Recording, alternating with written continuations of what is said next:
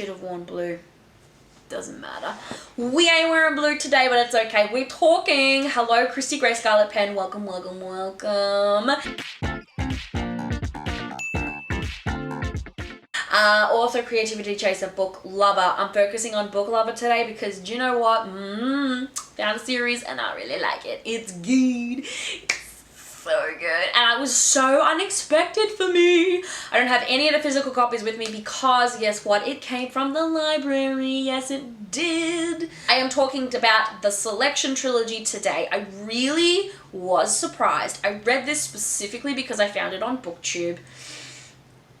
I wouldn't have known about it otherwise, to be perfectly honest with you. Oh my gosh. But it was so good.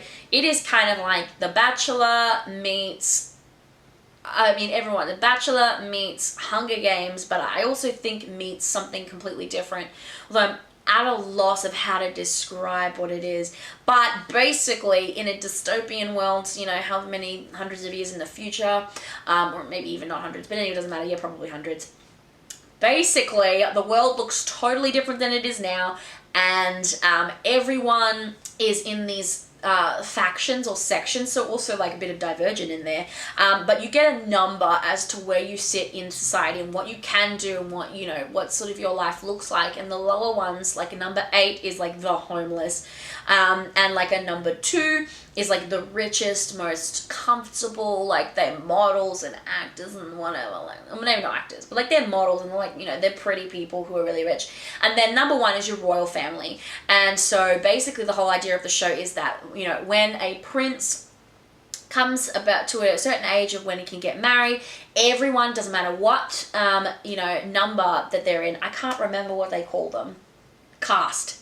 Doesn't matter what caste you're in, cast, I'm going to say cast. Doesn't matter which one you're in, you can apply to potentially, you know, win the prince in this bachelor type of situation without the roses. Boo. Funeral for the rose.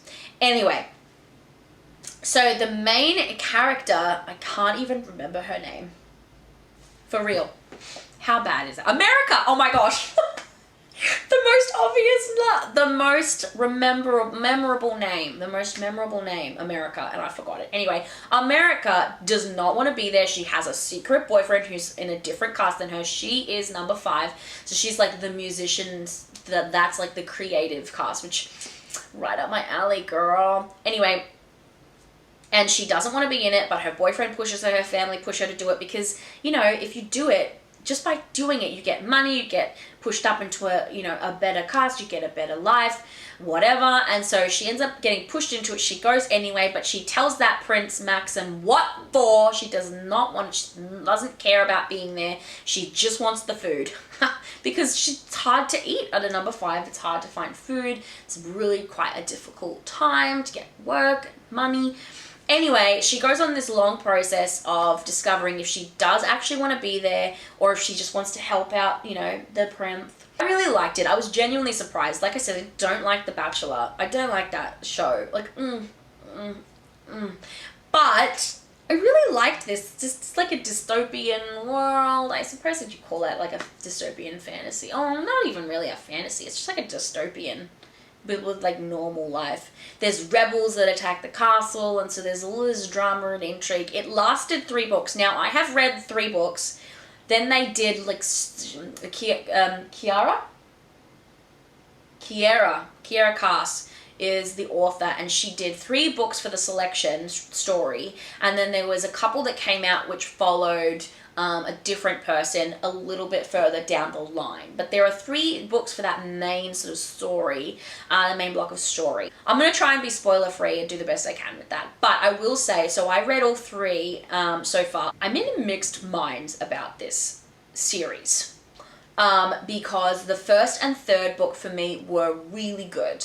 The middle book felt like a filler book. I think probably, honestly, the story could have been done as a duology. It really could have, because the first book was really great. You get sort of this introduction into this competition and this situation. The last book, you sort of have the wrap up, but there's some other stuff going on which makes it really interesting. And this middle book just really felt like fluff in the middle. And I'm like, probably could have cut most of it and then transitioned the rest into these other two books and sort of made it just a duology. And I actually think it would have been I think it would have been better as a duology, just to be real. The middle wasn't my favorite. There was a lot more happening in the first and the third. This middle was just like filler, fluff, fodder. It just was really like something drawn out that really felt quite, like you could tell it was drawn out and you're like, I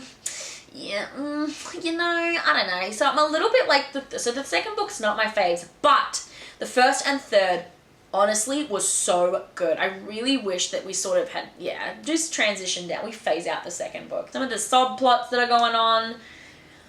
Oh, yeah. I will say, though, that the ending felt a little bit... there was a little bit about the ending of the last book that I was like, probably could have fleshed that out or changed it a little bit, or, adjusted that just a little bit. Like, it felt a little like a rush ending in one part of it felt like a rush, and I'm like, probably could have just done that a little different. Overall, I was genuinely surprised about this series, and I think that it was really quite good. I don't mind YA. It's YA. I don't mind YA. Quite like it, actually. And, I just think that if you want something fun and light, but also with enough intrigue and interesting stuff going on in the background that it's not really boring, like, this is it. This is really quite good.